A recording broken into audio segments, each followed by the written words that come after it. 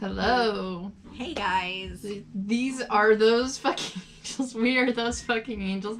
I'm Katie. This is Megan. And I'm already going to start with an apology. If you hear a weird little ding, ba-ding, ba-ding, ba-ding, there's something wrong with our refrigerator. It keeps like Just beeping, chirping at really strange times. There's nothing we can do that we've discovered to make it stop. We've Googled and Googled, like we've tried starting, unplugging it and plugging it back in. We've tried restarting our refrigerator to no avail. We don't know how to make this thing stop. So as annoying as it is, we sat down to get serious about filming and started setting up. And as soon as we got ready to start the camera, ba-ding, ba-ding. But anyways, we are here for your universal agenda for the full moon in Scorpio that is happening on May 7th, 2020 at 3:45 a.m. Pacific Standard Time. You know, if you're on the East Coast, it'll be 6:45 a.m. It's going to be at 17 degrees Scorpio, and she's going to touch on that in just a moment on exactly what that means. They also called this the full flower moon. When it comes to fishing, the best days this month are going to be May 6th in the morning, May 7th in the evening, and then May 14th, 15th, and 16th in the morning. On May 7th, that is going to be a good day to mow your lawn to slow its growth and also go hunting. May 8th, it's a good day to cut hair to slow growth. You can also mow the lawn to slow growth. It is a good day to also wean, potty train, advertise to sell, and buy a car. And then May 9th, that is a good day to quit smoking. Like any day is a good day to quit smoking, though. Like as long as it's not weed. No, I'm teasing. No, Then you're a quitter. In reference to the moons, these are how these are calculated. May 9th, quit smoking, perform demolition, wash wood floors and windows. Demolition. Yeah, it's a good day to perform demolition. May 5th through the 7th, it is a good time to cut your hair from 11 a.m. to 11 p.m. those days. To color your hair, May 5th at 11 a.m. to May 12th at 7 a.m.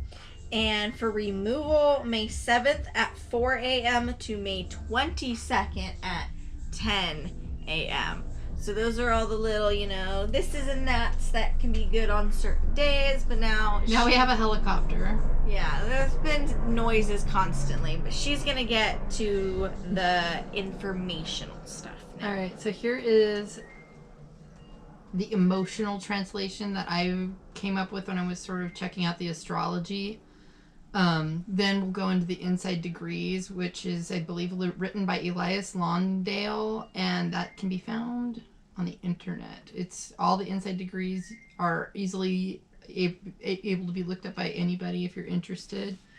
It helps when you're trying to interpret your own chart. So this is what's going on. Actually, I'm gonna do it like this. I'm going to do the inside degrees first and then do the translation because I feel like this needs the details because it's kind of wild.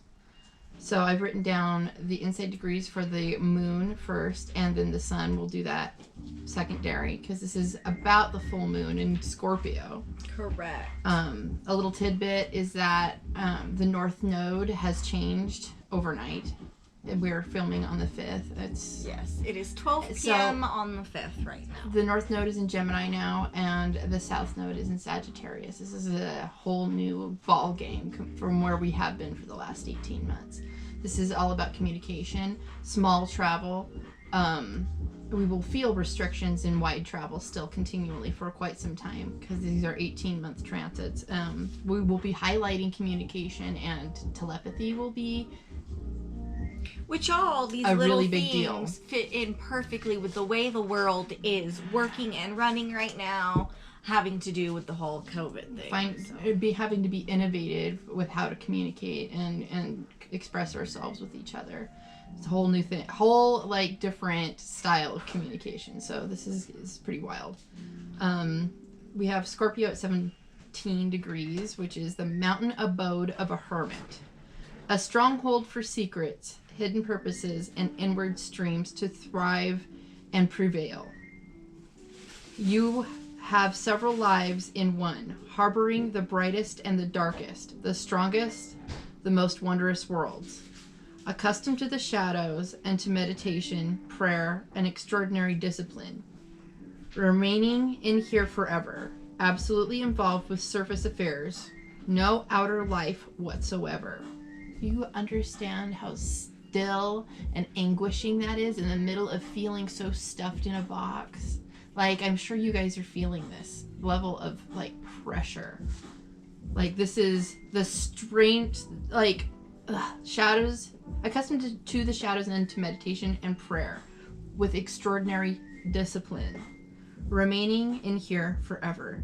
This is like getting put in solitary confinement, and that's all you have to do is go within. This is extremely confining feeling. With no, absolutely uninvolved with surface affairs. That means small talk. That means things that don't really truly matter. This is only things that have merit and depth.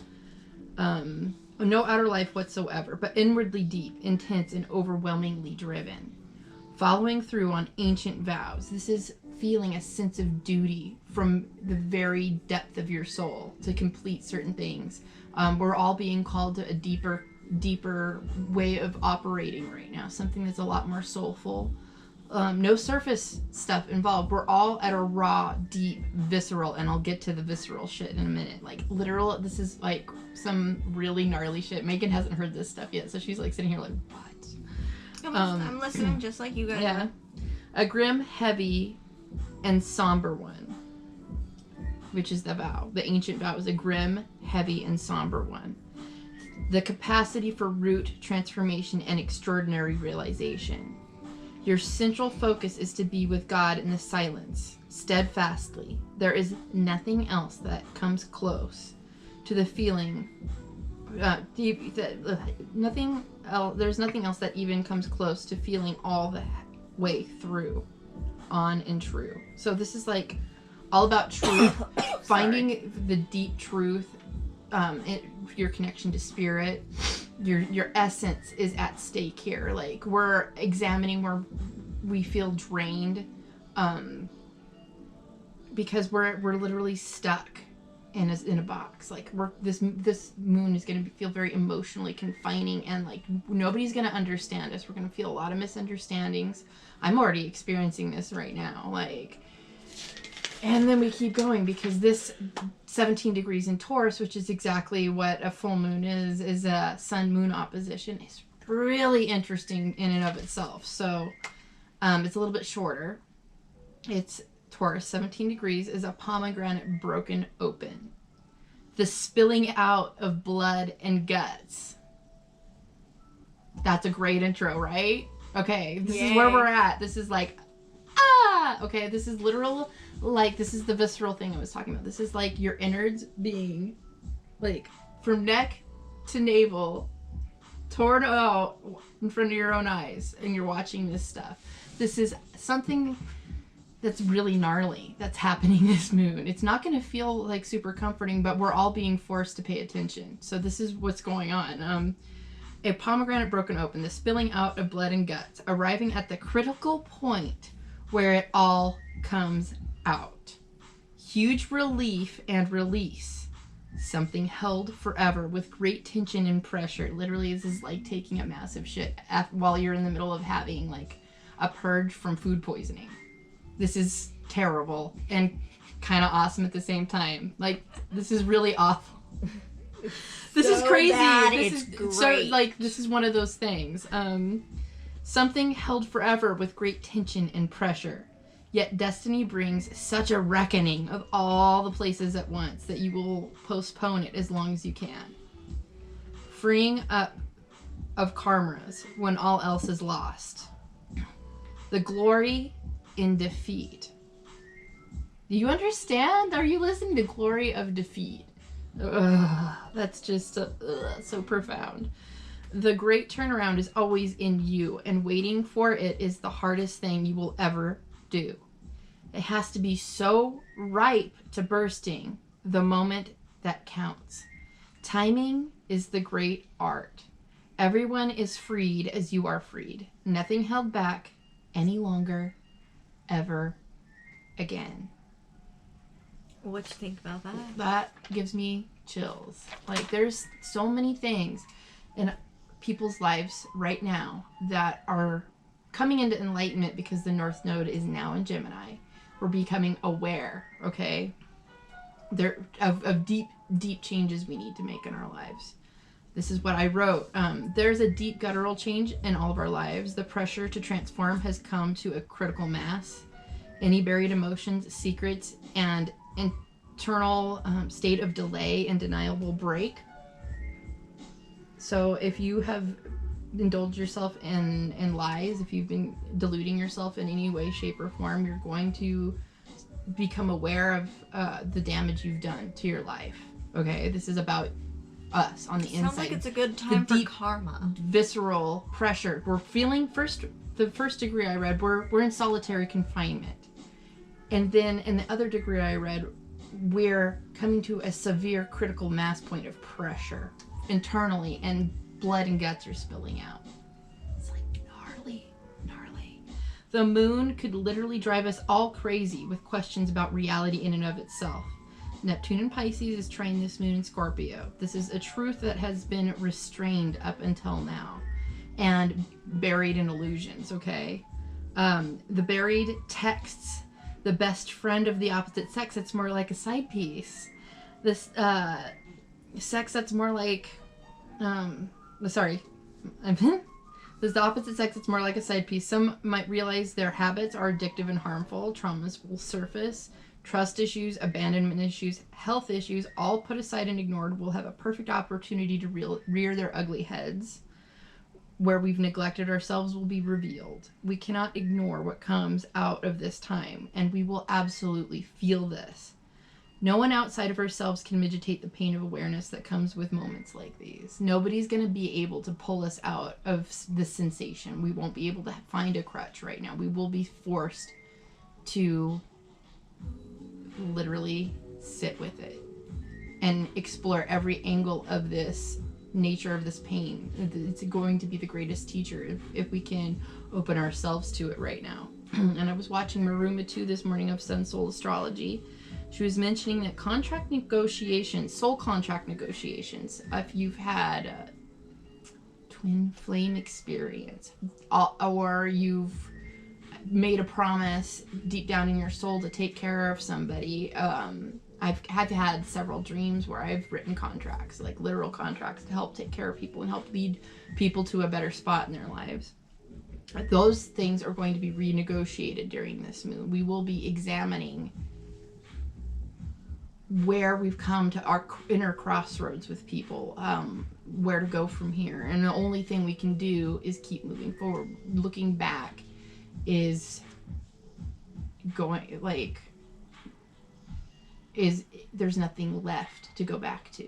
We have only choice. It's like, as we go forward on this crossroads that we're dealing with blood and guts spilling out, we have no where to go backwards, because all that road is dissolving behind us. That Taurian stability is spilling out in the guts, and then we have the Scorpio being stuck in a box.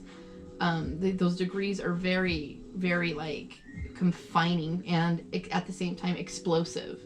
It's really, really strange. But yeah, we won't be forced to adhere to old soul contract negotiations anymore. So that's taking full responsibility for ourselves and where we move on from here and who we continue down these roads with. Boundaries will come up. If we've been able to establish healthy ones in all of our relationships, to sustain harmony, we must have boundaries. That is part of Saturn and Aquarius. Yeah. That's what we're learning, is a way to be a better human. Issues of self-worth, what we're prepared to share of ourselves, We might be having a lot of TMI moments because this is blood and guts spilling out, and then we'll be like, well, that came out, I said that, and now everybody knows. This is how you spend your time and invest your energy. All these things we're going to have to make the hard decisions about what we do with ourselves. We have limited time on planet Earth, and we're all becoming extremely aware of how finite life can be. And this could be a lot of a sensation inside of like soul death. We're regenerating something that we've not quite touched yet, or because we wanted to bury it and not really look at it. So this is one of those times where it's not going to be comfortable, but it's for our own good. So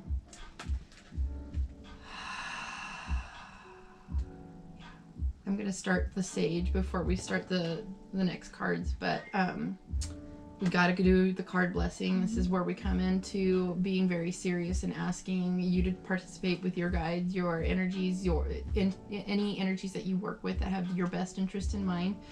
And I will ask the same of ours so that we can deliver whatever messages we need to deliver with clarity, integrity, and full humility for the responsibility of delivering the messages that we have to do. And then we put ourselves in the intercessory, which is a really good word that I know the Trap Witch uses, an intercessory position where we are in between to deliver. So this is a very mercurial message, not a message, but like a mercurial place we put ourselves in. So we will do the best we can to translate as truthfully and honestly as we feel necessary. We hope that okay, there's one more thing I need to do with the blessing. Spirit of angels, truth, love, and light, and benevolent darkness, and all the energies that have our best interest in mind are welcome. And any that are malevolent and do not have our best interest in mind are not allowed to be included. So this is my rules for participation. And that feels good now. Okay, that feels really good. I hate it when I forget that part because I feel a difference in my spine. Like it feels draining afterwards. Okay, so now we're ready to pull your cards, and hopefully we'll get these done. She'll be using the traditional Rider-Waite deck, and I'll be using the Sacred Rebels Oracle deck by Alana Fairchild. So we will see you guys in your reading. Bye. Bye.